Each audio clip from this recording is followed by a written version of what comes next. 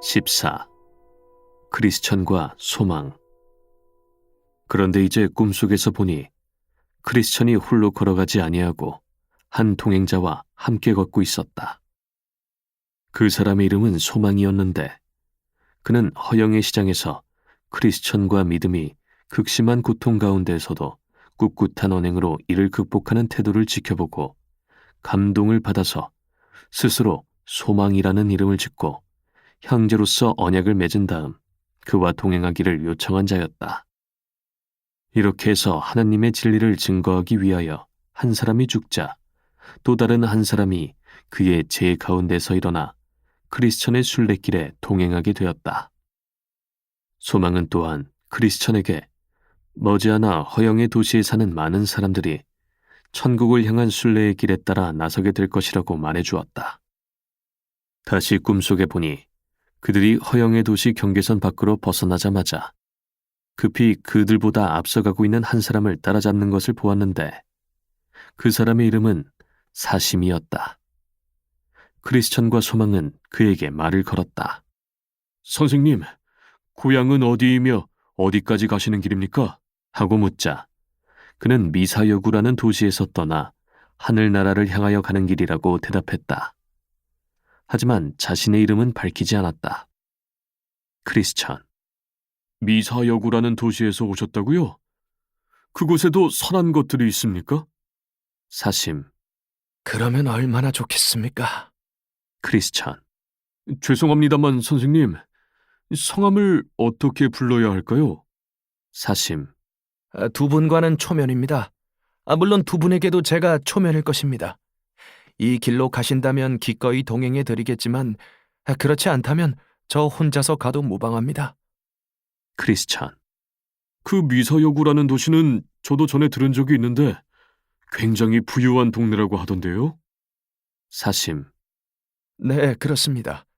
제 친척들 중에도 큰 부자들이 무척 많이 있으니까요. 크리스천. 실례입니다만 그곳에 사시는 친척들이 누구누구입니까? 사심. 마을 주민들 거의 전체가 제 친척이라 해도 과언이 아니죠. 변절경, 기회주의자경, 미사여구경과는 특히 가깝습니다. 이분의 조상의 성을 따라 마을의 이름을 지었죠. 뿐만 아니라 능글능글씨, 양다리씨, 무관심씨도 저의 친척들입니다. 그리고 우리 교구의 목사로 일하고 계신 두말씨는 제 외삼촌이십니다. 사실대로 말씀드리자면 지금 저는 이렇게 교양을 갖춘 훌륭한 신사가 되어 있지만 본디 저의 증조부께서는 뱃사공이셨습니다. 증조부는 한쪽을 바라보면서 다른 쪽으로 배를 젓는 것으로 유명하셨는데 저 역시 지금 가진 재산의 대부분을 증조부와 같은 일을 하면서 모았습니다. 크리스천. 결혼은 하셨습니까? 사심. 물론이죠. 제 아내는 현숙한 어머니의 따님인 만큼 매우 정숙하고 덕 있는 여인입니다. 아내는 가식여사의 딸로서 매우 전통 있는 명문 귀족의 후예이며 뛰어난 교양과 예의 범절을 갖추고 있어서 높은 왕족부터 비천한 농부에 이르기까지 제각기 적절한 예의와 태도로 대하는 방법을 잘 알고 있죠.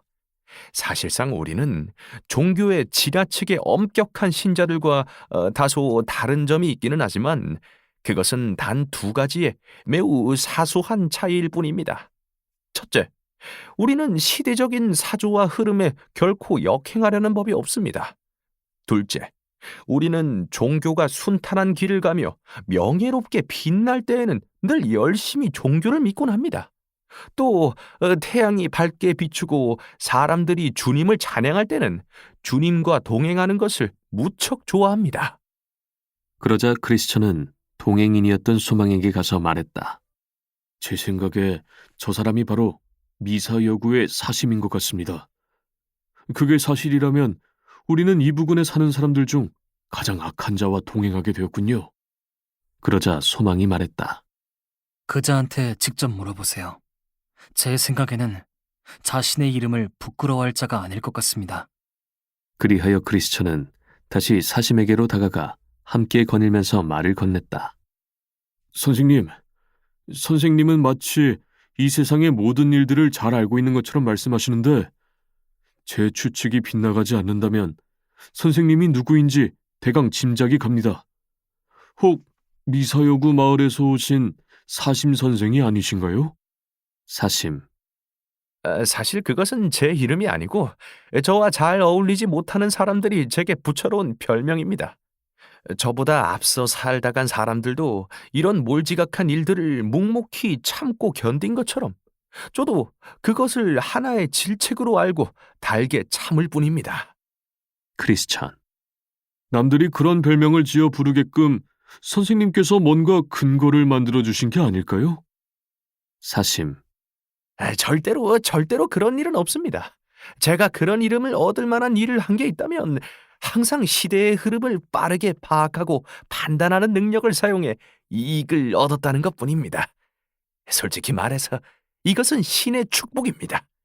그러니 누구든 악의를 가지고 저를 비난해서는 안 될 것입니다. 크리스찬.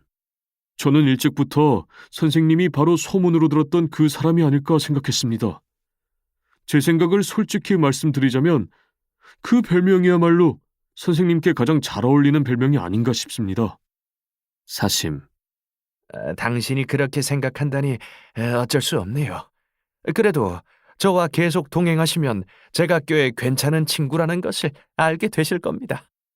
크리스찬. 만일 당신이 우리와 함께 가고자 하신다면 당신은 당신의 시대 사조와 경향을 거슬러 올라가야 합니다. 이렇게 하는 것은 당신의 뜻과는 맞지 않을 것이며 또한 당신은 종교가 비단 옷을 입고 있을 때와 마찬가지로 누더기를 걸치고 있을 때라도 변함없이 믿고 따라야 하며 주님께서 갈채와 환호를 받으며 거리를 걸어가실 때나 쇠고랑을 차고 경멸의 대상이 될 때나 변함없이 굳게 주님을 의지하고 믿어야 합니다. 사심. 당신이 제 신앙에 대해서 강요하려 한다거나 지배하려 해서는 안 됩니다. 그건 제 자유에 맡기시고 함께 길이나 갑시다. 크리스찬. 당신이 제가 제안한 대로 하지 않으신다면 한 발자국도 같이 할 수 없습니다. 사심. 저의 옛 원칙들은 해롭기는커녕 오히려 유익합니다. 때문에 저는 절대로 그것들을 버릴 수가 없습니다.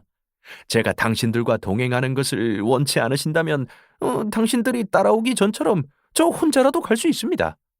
혹 누군가 따라오는 사람이 생긴다면 그와 함께 즐거이 동행하면 되니까요. 이제 크리스천과 소망은 사심을 남겨두고 한참 앞질러 가고 있었다. 그들 중 하나가 뒤를 돌아보니 3명의 남자들이 사심의 뒤를 쫓아오고 있었다. 그들이 사심의 옆에까지 다가오자 사심은 정중하게 인사를 했고 그들도 예절을 갖추어 답례를 했다. 이 3남자들의 이름은 세상 욕심씨, 돈사랑씨, 그리고 구두쇠씨였는데 사심이 이전부터 잘 알고 지내던 사람들이었다. 이들은 어린 시절부터 함께 자란 소꿉친구로서 북부지방의 탐욕군 내에 위치한 상업도시인 에리시의 축제 선생에게서 함께 가르침을 받은 동창생들이었다. 축제 선생은 그들에게 폭력, 사기, 아첨, 거짓말을 사용하거나 종교의 탈을 쓰는 행위를 통해 이득을 얻는 방법을 가르쳐 주었고 그들 네 신사들은 이 선생으로부터 많은 기술을 배우고 익혀서 이제는 제각기 자신의 힘으로도 그런 기술들을 가르치는 학교를 설립하여 운영할 수 있게 되었다. 내가 이미 말했던 것처럼 그들 4사람이 서로 인사를 나누고 나자 돈사랑 씨가 사심 씨에게 말을 건넸다. 돈사랑. 앞서가고 있는 저 사람들은 누구입니까? 그때까지도 크리스천과 소망이 함께 앞서서 걸어가고 있는 것이 눈에 띄었기 때문이었다. 사심. 먼 지방에서 온 사람들인데 자기들 고집대로 저런 모양을 하고 술 얘기를 가고 있는 사람들이죠. 돈사랑. 참, 그들이나 우리들이나 당신이나 다 같이 천국을 향해 순례길을 가는 사람들인데 왜 좀 더 기다려서 함께 즐거운 동방자가 되지 않으려 하는 건가요? 사심. 그러게 말입니다. 하지만 저 사람들은 대단히 강직하고 고집불통이어서 자신들의 생각만 내세우고 남의 의견은 멸시해버리기 때문에 그들이 주장하는 모든 난관들을 기꺼이 뛰어넘지 않는 한 함께 동행하기를 거부하고 있답니다. 구두쇠. 그건 좋지 못한 성격이로군요. 우리는 지나치게 의롭다는 말씀을 읽은 적이 있거니와 너무 고지식한 성격의 사람들은 사람을 판단할 때 자신들의 주장을 내세워 자신들 이외의 사람들을 비난하고 정죄하지요. 그런데 어떤 점에서 당신과 그들의 견해가 달랐나요? 사심. 그들은 고집스러운 생각으로 온갖 역경을 무릅쓰고라도 순례 여행을 계속해야 한다고 주장했습니다. 하지만 저는 순풍과 밀물을 기다려 더 쉽고 안전하게 여행하는 것이 좋다고 의견을 내세웠지요. 또한 그들은 하나님을 위해서라면 온갖 어려움과 죽음을 무릅쓰고서라도 나서려는데 반해 저는 가능한 한 모든 수단과 방법을 이용하여 제 생명과 재산을 보호하려는 것이 또 하나의 차이점입니다. 게다가 그들은 모든 세상 사람들이 그들을 반박하더라도 옳다고 여기는 자신들의 생각을 굳게 지키려고 고집하는 데 반해 저는 당시의 시대 조류에 맞추어 제 신변의 안전이 보장되는 한 종교를 지키려 할 뿐이고, 그들은 누더기를 걸치고 모욕당하더라도 종교와 신앙을 따르려 하나 저는 종교가 황금 신발을 신고 태양빛 아래서 만인의 갈채를 받을 때만 종교를 따르려 하고 있답니다. 세상 욕심. 선하고 지혜로운 사심 형제여, 당신이 생각하는 견해를 끝까지 지키시오. 사람이 자신이 가지고 있는 것을 지킬 수 있는 자유가 있음에도 불구하고 그것을 잃어버리는 것은 아주 어리석은 행위입니다. 우리는 뱀처럼 지혜롭게 행동하십시다. 햇빛이 빛날 때에 건초를 만드는 것이 지혜로운 행위이며, 꿀벌의 행동을 관찰해 보더라도 겨우내 조용히 누워 기다리다가 유쾌한 마음으로 이득을 얻을 수 있을 때만 일어나서 활동하지 않습니까? 하나님께서는 때로는 비를 주시고 때로는 햇빛이 환히 빛나는 청명한 날을 주시는데, 그들이 비록 역경에도 순례기를 강행하는 바보들이라 할지라도 우리는 지혜롭게 기다렸다가 청명한 날을 택하여 행동하면서 만족을 얻도록 합시다. 제 생각에는 하나님의 선하신 축복이 확실히 보장되는 종교가 제일입니다. 하나님께서는 이 세상에서 우리에게 많은 것을 베푸시고 허락해 주셨으니 우리로 하여금 베푸신 것들을 잘 보존하여 하나님께 영광을 돌리는 것이 이치에 맞는 일이 아닐까요? 아브라함과 솔로몬은 종교를 가져도 부자가 되었지요. 물론 욥은 내 보화를 티끌로 여기라고 했지만, 당신이 설명해 주신 것이 사실이라면 저기 앞서가는 사람들은 욥과 같이 선하고 지혜로운 사람이기는커녕 지극히 어리석은 사람들일 겁니다. 구두쇠. 그 점에 대해서는 우리 모두 의견이 일치되었다고 생각하니 더 이상 언급할 필요가 없습니다. 돈사랑. 그 말씀이 옳습니다. 더 이상 왈가왈부할 필요가 없어요.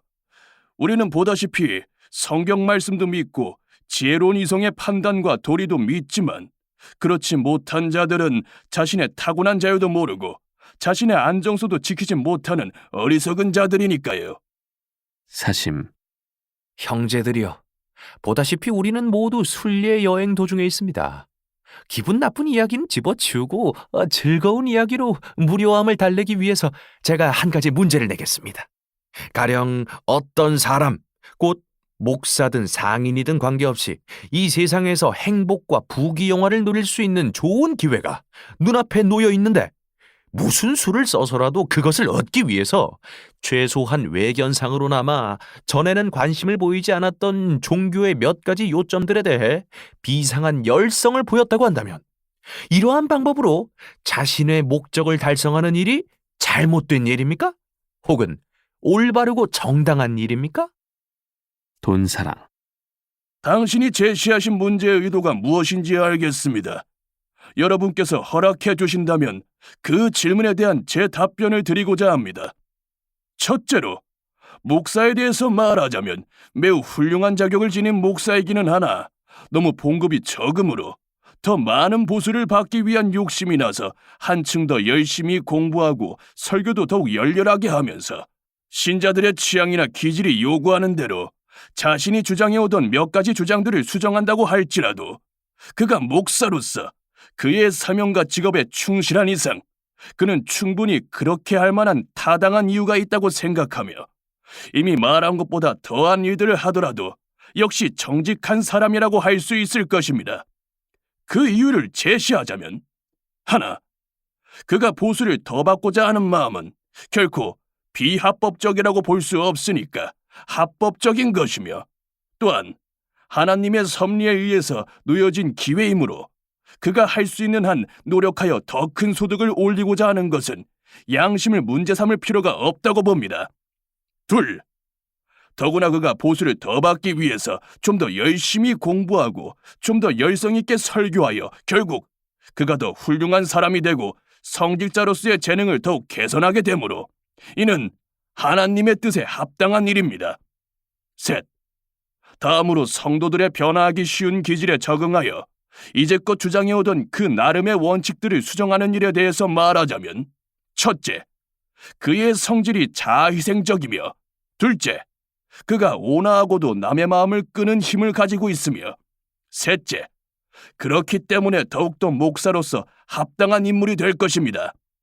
넷, 그러므로 결론적으로 말하면 적은 보수를 받는 목사가 많은 보수를 받으려고 노력한 행위 그 자체를 탐욕으로 볼 수 없으며 오히려 그로 인해 더 열심히 연구하고 더 부지런히 노력하여 목사로서의 소임을 다하고 선을 행할 기회를 잡은 일은 매우 칭찬받을 만한 일이라고 보아야겠지요. 이번에는 질문의 두 번째 부분인 상인에 대하여 말하겠습니다.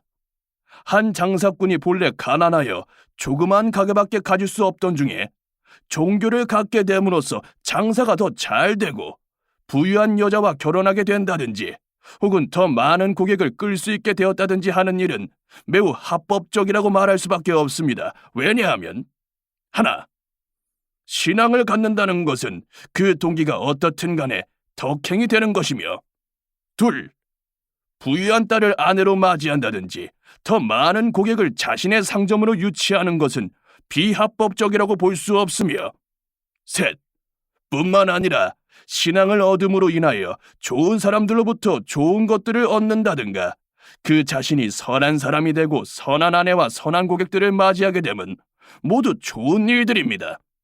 그러므로 이 모든 좋은 것들을 얻기 위해서 종교를 갖는다는 건 역시 선하고 유익한 계획입니다. 사심 씨의 질문에 대한 돈사랑 씨의 대답은 모여있는 사람들로부터 대대적인 박수갈채를 받았다. 그러므로 목적 달성을 위하여 종교를 갖는 것은 건전하고도 유익한 일이라는데 만장일치로 결론을 맺었다. 이러한 주장을 반박할 수 있는 사람은 아무도 없을 것이라고 생각한 그들은 크리스천과 소망 씨가 아직도 부르면 들릴 만한 거리에서 앞서가고 있었으므로 이 문제를 가지고 그들을 공박하기로 작정했다. 그들이 전에 사심 씨의 말을 공박하고 반대했으므로 네 사람은 이들을 따라가 따져봐야겠다고 의견을 모았다. 그들이 함께 소리를 지르자 두 사람은 걸음을 멈추고 그들이 따라오기를 기다렸다. 그들은 두 사람을 따라잡기 위해 급히 가면서 이번에는 사심 씨가 문제를 제기할 게 아니라 세상 욕심 씨가 나서서 문제를 제시하여 공박하기로 결정을 보았다. 그 까닭은 조금 전에 사심 씨와 두 사람은 말다툼을 하고 헤어졌기 때문에 사심 씨가 또다시 문제를 끄집어내면 적개심에 남은 불꽃을 부채질할 우려가 있었기 때문이었다. 마침내 그들은 두 사람을 따라잡았다. 간단한 인사를 나누고 난 후 세상 욕심 씨는 크리스천과 그의 동료인 소망 씨에게 예의 그 문제를 제시하면서 답을 해보라고 했다. 크리스천, 믿음이 있는 자라면 어린아이라도 그런 문제 수만 개쯤은 대답하고도 남을 겁니다. 사람이 단지 빵을 얻기 위하여 예수님을 따르는 것조차 불법이라 하였거늘 예수님과 종교를 이용하여 현세의 쾌락과 유익을 얻는다는 것이 얼마나 혐오할 만한 일인가요?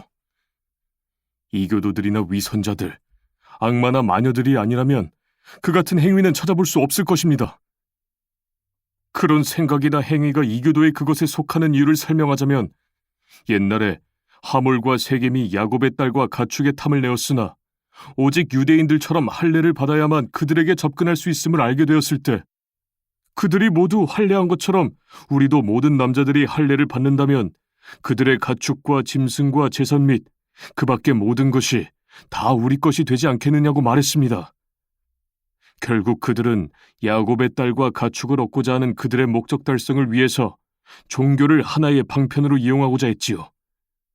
그 다음에 어떻게 되었는지 더 알고 싶다면 성경을 펴들고 그 대목 전체를 읽어보십시오. 위선자들인 바리새인들도 역시 이런 류의 무리들이었지요.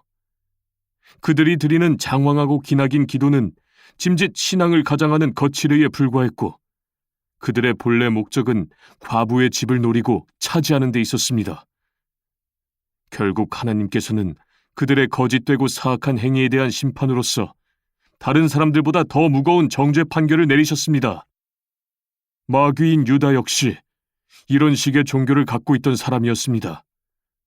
돈주머니를 얻으려고 예수님을 배반한 후 그 돈을 소유하려 했으나 결국 버림받고 내던져져서 영원한 지옥의 자식이 되고 말았지요. 마술사였던 시몬도 역시 이런 식의 종교를 얻고자 했으나 돈을 벌기 위한 수단으로서 했기 때문에 베드로의 입으로부터 정죄의 선고를 받은 것입니다. 이 세상의 부귀영화를 얻기 위해 종교를 믿는 자는 결국 이 세상의 부귀를 위하여 종교를 버리게 될 것입니다.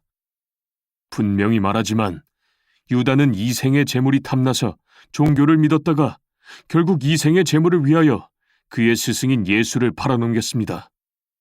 그러므로 질문에 대한 대답을 당신들이 하던 것처럼 긍정적으로 받아들인다거나 옳다고 시인하는 것은 모두가 이교적이요 위선적이고 마귀적인 망상일 뿐만 아니라 그런 생각을 품고 행하는 자는 제각기 그 행한 바에 따라 정죄를 받게 될 것입니다.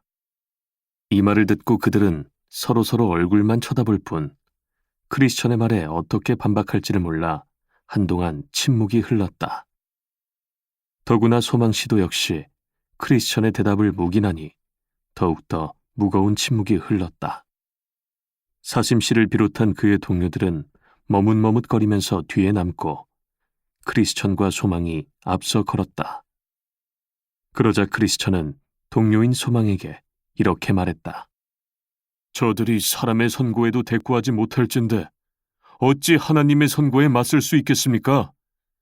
한낱 질그릇에 불과한 저 같은 사람의 말에도 힘없이 입을 다무는 저들이 무시무시한 심판의 불길로 질책을 당할 때는 어찌 견딜 수 있겠습니까? 사심씨 일행보다 다시 앞서 걷게 된 크리스천과 소망은 안락이라고 불리는 멋진 평원에 이르렀다. 편안하고 기쁜 마음으로 평원을 걸어갔지만 초원이 너무 적은 탓에 그들은 그곳을 금세 지나가 버리고 말았다. 그 평원의 저편 끝에는 돈이라고 불리는 조그만 언덕이 있었는데 그곳에는 은광이 있었다. 전에도 이 길을 가던 사람들 중에 더러는 희귀한 금속인 은을 보려고 옆길로 들어서서 은광의 입구까지 가까이 다가섰다가 그만 발밑에 디딘 땅이 꺼져버리는 바람에 죽임을 당하거나 혹은 불구자가 되어 평생을 고생스럽게 보내는 자들이 부지기수였다. 다시 꿈에 보니 은광으로 올라가는 행길에서 약간 떨어진 곳에 대마라는 사람이 서서 지나가는 사람들을 유혹하고 있었다. 대마, 사도 바울의 제자로 세상을 사랑하여 배교한 자. 대마는 크리스천과 소망을 보더니 말을 걸었다. 대마, 이쪽으로 와보세요. 당신들께 보여드릴 게 있습니다. 크리스천, 도대체 무엇이길래 가던 길을 바꾸어서까지 보고 가라고 권하고 있습니까?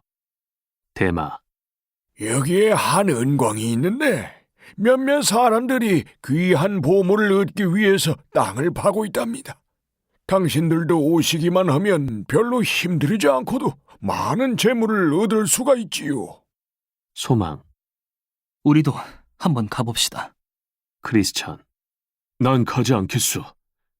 전부터 이 은광에 대한 이야기를 들어왔는데 앞서가던 많은 사람들이 은광의 갱속으로 굴러떨어져서 죽임을 당했을 뿐만 아니라 재물이라는 것은 본디 그것을 탐하는 자들을 패망시키기 위한 함정이지요. 말을 마치고 나서 크리스천은 큰 소리로 대마에게 물었다. 그곳은 위험하지 않습니까? 수많은 순례자들의 여행을 방해오지 않았습니까? 대마.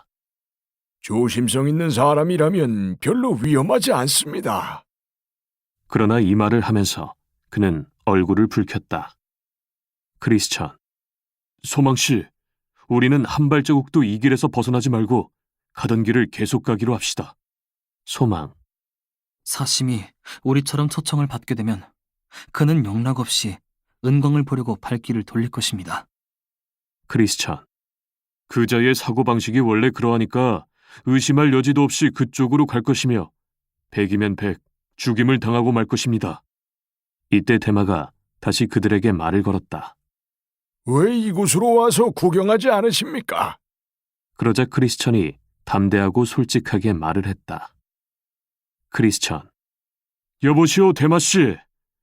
당신은 이미 스스로 올바른 길에서 벗어나 다른 길로 들어섰기 때문에 하나님으로부터 정죄의 하심을 받아 바른 길로 인도하시는 이 길의 주인과 원수가 되었는데 어찌하여 우리들마저 당신과 같은 정죄를 받도록 유혹하려는 것입니까? 뿐만 아니라 만일 우리가 조금이라도 하나님의 뜻을 어기고 옆길로 들어선다면 우리의 주인이신 그분께서는 이 일을 감찰하시어 장차 우리가 떳떳하게 서야 할 심판대 위에서 우리로 하여금 커다란 부끄러움을 당하게 하실 것입니다. 그러자 대마는 다시 소리질러 말하기를 자기도 같은 순례자들 중에 하나인 만큼 잠시만 기다려준다면 함께 가겠노라고 말했다. 그러자 크리스천이 이렇게 물었다. 크리스천. 당신의 이름은 도대체 무엇입니까? 제가 아까 불렀던 것처럼 대마가 당신의 이름이 아닌가요? 대마. 그렇습니다. 제 이름은 대마이며 아브라함의 자손입니다. 크리스천. 저는 당신을 잘 알고 있지요. 게하시가 당신의 증조부이고 유다가 당신의 아버지이며 당신도 또한 선조들의 발자취를 따라왔습니다.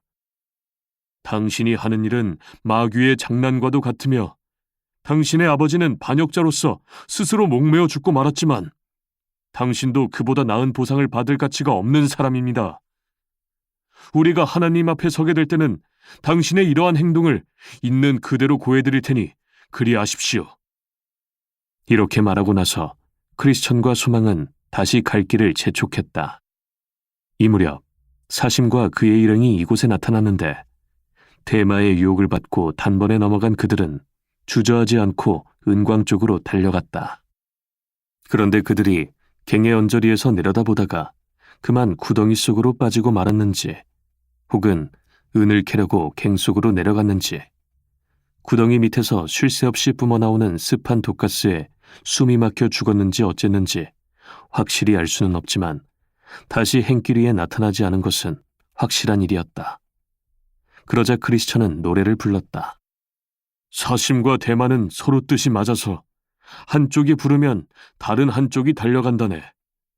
그들은 탐욕스러운 마음을 함께 나누다가 온갖 세상 영화에 빠져버린 탓으로 천국 향해 가는 길을 영영 떠나버렸다네. 꿈에 보니 평원의 바로 맞은편에 두 순례자가 이르게 되었는데 행길의 바로 옆에 꽤 오래된 비석이 하나 서 있었다. 두 순례자는 비석의 모양이 이상스럽게 생겨서 마음이 끌리게 되었다. 그 비석은 마치 한 여인이 돌기둥으로 변한 것 같은 모습을 하고 있었다.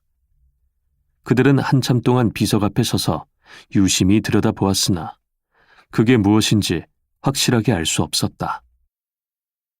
마침내 소망이 그 비석의 머리에 이상한 문체로 쓰여진 글귀를 발견했는데 언어학자가 아닌 이상 그 뜻을 헤아릴 수가 없었으므로 학문이 있는 크리스천을 불러 그 글귀의 의미가 무엇인지 풀어달라고 부탁했다.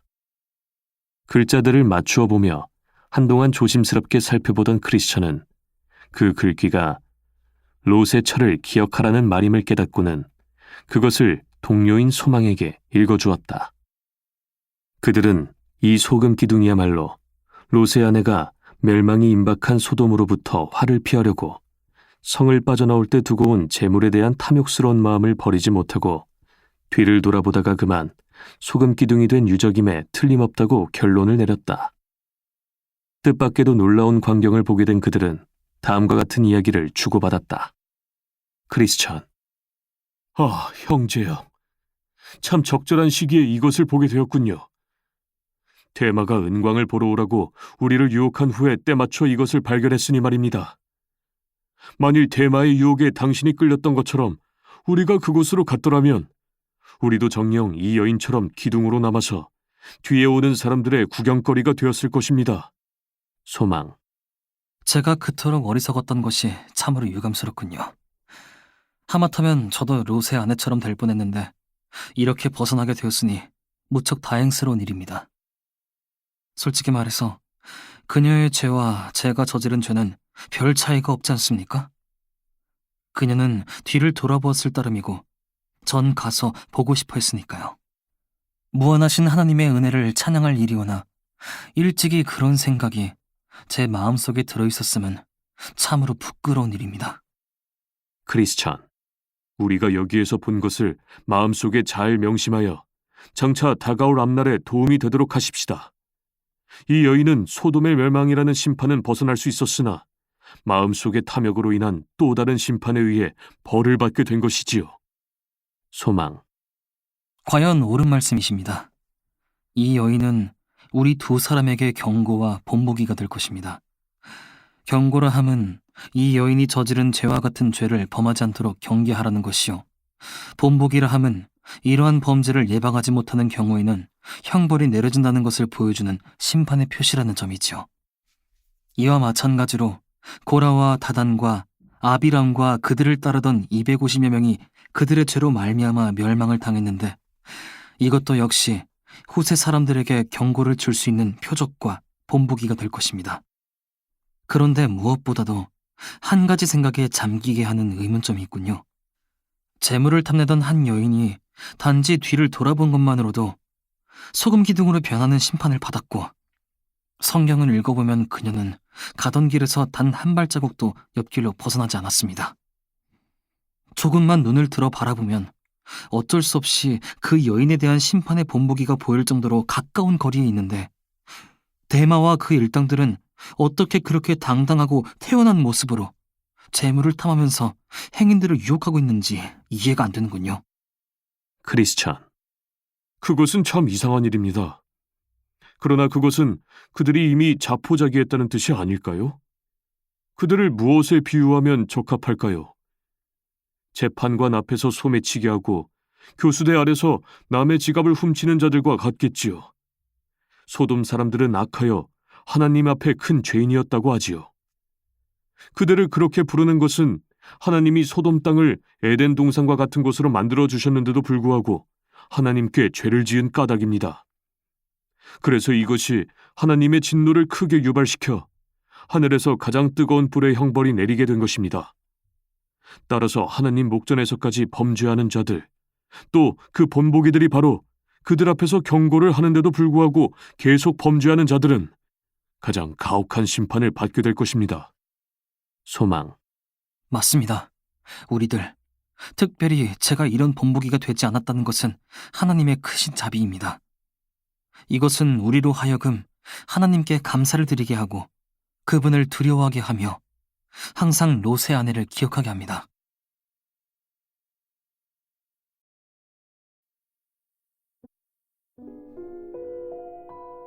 (15) 절망거인에 잡힌 순례자들. 내가 봄에 그들이 길을 가다가 쾌적한 강가에 이르렀는데 다윗 왕은 이 강을 가리켜 하나님의 강이라 불렀고 요한은 생명수의 강이라 불렀다. 강둑을 따라 길을 걸으면서 크리스천과 그의 동료는 큰 기쁨을 느꼈다. 그들은 강물을 마시기도 했는데 그 물맛은 아주 시원해서 그들의 지친 마음에 활기를 주었다. 한편 이 강 양편에는 각종 열매를 맺는 푸른 나무들이 서 있었는데 그 잎사귀들은 배탈을 예방하고 여행으로 인해 피가 불결해진 자들이 자칫 걸리기 쉬운 각종 질병들을 막아주므로 그들은 이 잎들을 따서 먹었다. 또 강 양편에는 아름답고 탐스러운 백합화들이 피어있는 초원이 있었는데 그 초원은 사시사철 푸른 빛을 잃지 않았다. 그들은 이 초원에 누워 잠을 잤다. 왜냐하면 이곳은 그들이 안심하고 쉴 수 있는 곳이기 때문이었다. 잠이 깨어 일어나면 그들은 나무 열매를 따먹고 강물을 마신 다음 다시 누워 잠을 잤다. 이렇게 그들은 며칠 밤낮을 지냈다. 거기서 그들은 다음과 같이 노래했다. 보라, 수정 같은 강물이 흐르는 모습을. 이 강물은 순례자들을 위로하기 위해 대로를 따라 흐르도다. 푸르른 초원은 향기로운 내음을 풍기며 그들을 위해 진미를 내도다. 이 나무들에서 나는 감미로운 열매와 잎사귀들을 보면 누구라도 자기의 것을 다 팔아 이 밭을 사리라. 아직 여행이 끝나지 않았으므로 계속 길을 가기로 결심한 그들은 열매와 잎을 먹고 강물을 마신 뒤 길을 재촉하였다. 이제 내가 꿈에서 보니 그들이 얼마 가지 않아 강과 강이 갈라지는 곳이 나타났다. 여기서 그들은 적잖이 실망했지만 길을 벗어나려 하지는 않았다. 그런데 강에서 멀어지면 멀어질수록 길은 더 험해졌고 그들의 발은 여행으로 인해 부르텄다. 순례자들의 마음도 길로 인해 매우 낙심되었다. 그들은 계속 나아가면서 길이 더 좋아지기를 바랐다. 그러다가 그들 앞쪽으로 초원 하나가 나타났는데 이 초원은 길 왼편에 있었으며 그리로 들어가는 층계식 문도 하나 있었다. 이 초장은 곁길 초원이라 불리는 곳이었다.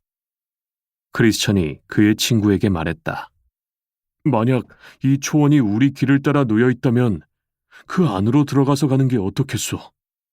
크리스천이 계단식 문에 올라가서 보니 울타리 건너편에도 길을 따라 난 오솔길이 있었다. 크리스천, 제가 바라던 대로 여기 편한 길이 있습니다. 자, 착한 소망씨, 우리 함께 이리로 건너갑시다. 소망, 하지만 이 길이 만약 우리를 바른 길에서 벗어나게 하면 어떡하죠? 크리스천, 그럴 것 같지는 않아요. 보세요. 이 길이 본래 길을 따라 뻗어 있지 않습니까? 그리하여 소망은 그의 뒤를 따라 계단식 문을 넘어갔다. 그들이 울타리를 넘어 오솔길로 들어서니 과연 아주 편한 길이 나타났다. 이때 앞을 바라본 그들은 한 사람이 자기들처럼 그 길을 가고 있는 것을 보았다. 그 사람의 이름은 헛된 확신이었는데 크리스천 일행은 그를 불러 이 길이 어디로 통하느냐고 물었다. 그가 대답했다. 천성문으로 통하지요. 크리스천, 그것 보세요. 제가 그럴 거라고 하지 않았습니까? 이제 우리가 올바로 가고 있다는 사실을 알겠지요? 이리하여 크리스천과 소망은 그를 따라갔고 그는 그들 앞서 나아갔다. 그러나 밤이 찾아와 주위에 짙은 어둠이 깔리자 그들은 앞서 나아가던 사람의 모습을 볼 수 없게 되었다. 헛된 확신은 혼자 앞으로 나아가다가 자기 앞에 있는 길을 보지 못하고 깊은 웅덩이에 빠져버렸는데 이 웅덩이는 그 땅의 주인이 괜히 잘난치 않은 바보들을 잡기 위해 파놓은 것이었다. 헛된 확신은 구덩이에 떨어지자마자 몸이 갈갈이 찢어지고 말았다. 크리스천과 소망은 그가 떨어지는 소리를 듣고는 무슨 일이 일어났느냐고 물었다. 그러나 대답은 없고 신음소리만 들려왔다. 이에 소망이 말했다. 여기가 어딥니까? 크리스천은 자기가 친구를 잘못 인도하지는 않았나 생각하면서 잠자코 있었다. 그러자 갑자기 천둥 번개가 치고 비가 억수같이 퍼붓더니 물이 길 위로 철철 넘치기 시작했다. 그러자 소망이 속으로 신음소리를 내면서 말했다. 그냥 제 길을 따라갔어야 하는 건데. 크리스천, 이 길이 잘못된 곳으로 빠질지 누가 생각이나 했겠습니까? 소망, 저는 처음부터 이럴 것 같아서 당신에게 부드럽게 주의를 주었던 것입니다. 좀 더 분명하게 주의를 주었으면 하는 생각도 했지만 당신이 저보다 연장자라서 참았죠. 크리스천, 착한 형제여, 이제부터는 거리낌 없이 말하십시오. 제가 당신을 잘못 인도해서 이런 급박한 위험에 처하게 했으니 미안합니다. 제발 저를 용서해 주십시오. 나쁜 의도로 이렇게 한 것은 결코 아닙니다. 소망. 형제여, 안심하십시오. 당신을 용서해드리겠습니다. 그리고 상황도 좋아지리라고 믿습니다. 크리스천. 이렇게 자비로운 형제와 함께 있으니 얼마나 기쁜지 모르겠습니다. 하지만 우리는 여기 있으면 안 됩니다. 돌아가도록 힘써 봅시다. 소망. 예, 그렇지만 이제는 제가 앞에 가겠습니다. 크리스천. 아닙니다. 괜찮다면 제가 앞서가겠습니다. 저 때문에 우리가 곁길로 들어섰으니 위험을 당해도 제가 먼저 당해야 마땅하지요. 소망. 아닙니다. 당신은 마음이 상했기 때문에 또다시 길을 잃을지도 모르니 앞서가시면 안 됩니다. 이때 그들은 어디선가 자신들을 격려하기 위해 들려오는 음성을 들었다. 큰 길, 곧 내가 전에 가던 길을 마음에 두라. 돌아오라. 그러나 이 즈음에는 물이 몹시 불어나 뒤로 돌아가기가 매우 위험했다. 그때 나는 길 안에 있다가 바깥으로 나가는 것보다 길 밖에 있다가 안으로 들어오는 일이 훨씬 더 어렵다는 생각을 하였다. 그럼에도 불구하고 두 사람은 뒤로 돌이켜 과감히 나아갔다. 그러나 날이 몹시 어둡고 홍수는 높이 밀어닥쳤으므로 그들은 돌아가다가 9번 내지 10번 정도 물에 빠져 죽을 뻔하였다. 그들은 무진 애를 다 써보았지만 그 밤 안으로는 계단식 문에 다시 도달할 수 없었다. 그리하여 마침내 두 사람은 조그만 은신처 안에 들어가 거기서 불을 피우고 앉아 날이 밝기를 기다렸다. 그들은 몹시 지쳐 있었기 때문에 곧 잠이 들고 말았다. 그런데 거기서 멀지 않은 곳에 의심의 성이라 불리는 성이 하나 있었는데 그곳 영주는 절망 거인이었다. 두 사람이 잠든 곳은 바로 이 거인의 땅이었다. 아침 일찍 일어나 자기 땅을 살피던 거인은 자기 땅에서 자고 있는 크리스천과 소망을 붙들었다. 거인은 무시무시하면서도 또렷한 목소리로 그들에게 일어나라고 명한 후 물었다. 너희는 어디서 온 누구인데 내 땅에 들어와 있느니? 그들은 거인에게 말했다.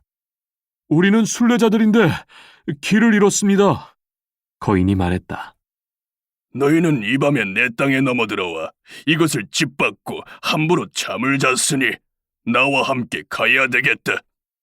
거인은 그들보다 힘이 세었으므로 두 사람은 할 수 없이 그에게 끌려갔다. 그들은 자신들의 잘못을 알고 있었기 때문에 조용히 따라갔다. 거인은 그들을 앞세워 끌고 가서는 자기 성의 아주 어두운 지하 감옥에 두 사람을 가두었는데 그 감옥은 더럽고 악취가 심해 몹시 견디기 어려웠다.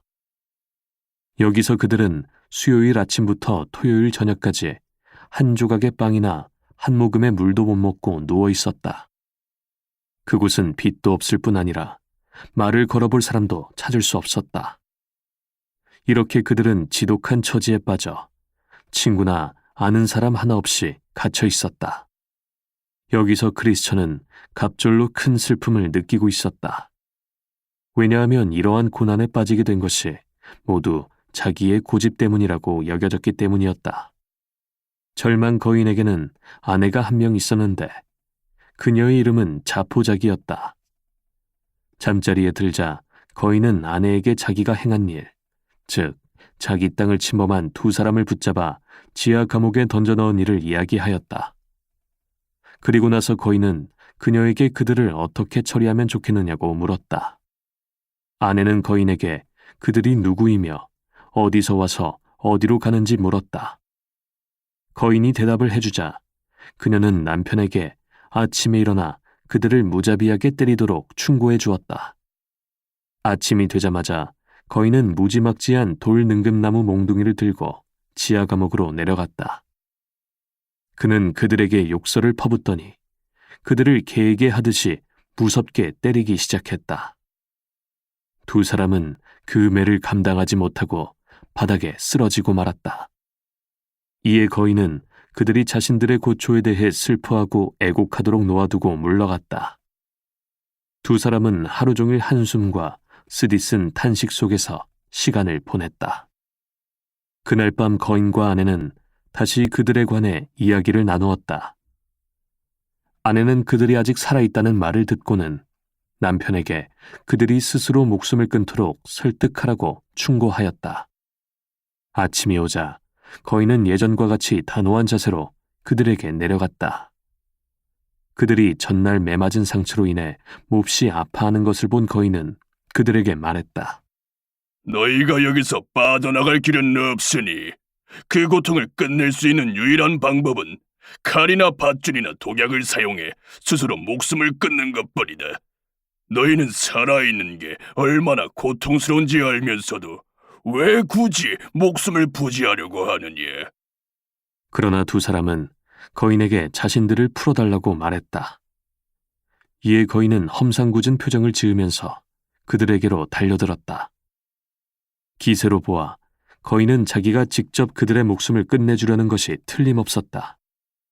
그러나 갑자기 발작이 일어나 잠시 동안 손을 쓸 수 없게 되자 거인은 예전처럼 자기 처소로 물러갔다. 거인은 화창한 날이면 때때로 발작을 일으키곤 했다. 그러자 옥에 갇힌 두 사람은 거인의 권유를 따라야 좋을지 따르지 말아야 좋을지 서로 의논하기 시작했다. 크리스천, 형제여, 우리가 어떻게 해야 할까요?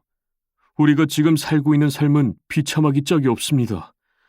저로서는 이렇게 계속 살아야 좋을지 아니면 스스로 목숨을 끊어야 좋을지 알 수가 없군요. 이러므로 내 마음이 뼈를 깎는 고통을 겪느니 차라리 숨이 막히는 것과 죽는 것을 택하리이다. 이 지하 감옥보다는 무덤이 제게 더 편하겠어요. 거인의 말을 따르도록 할까요? 소망. 참으로 우리의 현재 형편은 비참하기 이를 데 없습니다. 저로서도 이렇게 영원토록 사느니 차라리 죽는 편이 더 낫겠어요. 하지만 우리 한번 곰곰이 생각을 해봅시다. 우리가 가고자 하는 나라의 주님께서는 살인하지 말라고 명하셨습니다. 우리는 결코 다른 사람을 살해해서는 안 됩니다. 하물며 우리가 거인의 권유대로 우리 자신을 죽이는 일은 결코 할 수 없습니다. 뿐만 아니라 다른 사람을 죽이는 자는 그의 몸만 죽이는 셈이 되지만 자기 자신을 죽이는 자는 자기의 몸과 영혼을 동시에 죽이는 셈이 됩니다. 형제여, 당신은 무덤이 편할 거라고 말했지만 살인자가 가는 곳은 필경 지옥이라는 사실을 잊으셨습니까? 살인자에게는 영생이 없습니다. 이제 또다시 생각을 해봅시다. 모든 법이 절망거인의 손에 쥐어져 있는 것은 아닙니다. 내가 듣기에 우리 말고도 여러 사람들이 거인에게 붙잡혔었지만 그의 손에서 빠져나온 사람도 많이 있다고 하였습니다. 누가 압니까? 세상을 지으신 하나님께서 혹시 절망거인을 죽게 하시거나 거인이 아무 때든 옥에 자물쇠 채우는 일을 잊거나 조만간 그가 우리 앞에서 다시 발작을 일으켜 사지를 못 쓰게 되는 일이 생기는지요. 만약 거인이 다시 우리 앞에서 발작을 일으킨다면 저는 용기를 내어 어떻게 해서든 도망칠 작정입니다. 어리석게도 아까 그러지 못한 것이 너무나 후회스럽습니다. 하지만 형제여, 조금만 더 참고 기다려봅시다. 우리가 즐겁게 풀려날 날이 올지도 모르니까요. 부디 살인자는 되지 맙시다. 소망은 이러한 말로 자기 형제의 마음을 가라앉혀 주었다. 그리하여 그들은 어둠과 슬픔과 괴로움 속에서 또 하루를 보냈다. 저녁 때가 되자 거인은 갇힌 자들이 자기 권유대로 했는지 알아보기 위해 다시 지하 감옥으로 내려왔다.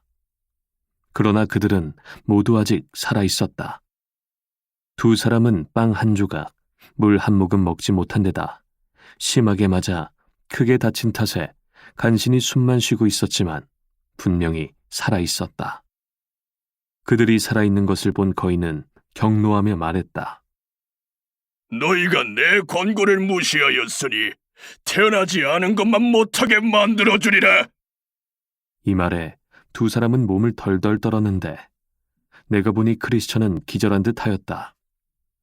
그러나 잠시 후 다시 정신을 차린 크리스천은 그들이 조금 전에 거인의 권유를 따라야 할 것인지 말아야 할 것인지에 관해 의논했던 사실을 상기했다. 이제 크리스천이 다시 망설이는 빛을 보이자 소망이 재차 그에게 격려의 말을 하였다. 소망, 형제여, 당신은 여기까지 오면서 얼마나 용감하게 행동하였습니까? 아볼루온이 당신을 무너뜨릴 수 없었고 사망의 음침한 골짜기에서 당신이 보고 듣고 느낀 그 어떤 것들도 당신을 막을 수 없었습니다. 당신은 지금껏 얼마나 많은 역경과 공포와 경악스러운 일들을 겪어왔습니까? 그런데 이제 당신은 두려워하고만 있을 것입니까? 당신도 보다시피 천성적으로 훨씬 약한 저도 당신과 함께 이 지하 감옥에 갇혀 있습니다. 저도 당신처럼 거인에게 매를 맞았고 음식을 못 먹었고 또 캄캄한 암흑 속에서 신음하고 있습니다. 그러니 조금만 더 참아봅시다. 당신이 허영의 시장에서 얼마나 사나이답게 행동했는지 기억해보세요. 거기서 당신은 쇠사슬이나 철창, 심지어 처절한 죽음까지도 두려워하지 않았습니다. 그러니 그리스도인답지 못한 수치를 드러내지 말고 할 수 있는 한 끝까지 참아봅시다. 밤이 되매 거인은 다시 그의 아내와 함께 잠자리에 들었다. 아내는 거인에게 갇힌 자들이 그의 권유를 따르는지 물어보았다. 거인이 대답했다. 그 자들은 지독한 고집불통들이에 스스로 목숨을 끊느니 모든 고생을 참고 견디겠다는 거야. 그러자 아내가 말했다. 내일 그들을 성뜰로 끌어내어 당신이 처치한 자들의 뼈와 해골을 보여주도록 하세요. 그리고 한 주일 이내에 그들도 자기네 동료들처럼 갈갈이 찢기게 될 거라고 알려주세요. 아침이 되자 거인은 다시 감옥으로 내려가 두 사람을 끌고 성뜰로 나갔다. 그리고 아내가 말한 대로 그들에게 뼈들을 보여주며 말했다. 이 뼈의 임자들도 한때 너희처럼 순례자들이었다.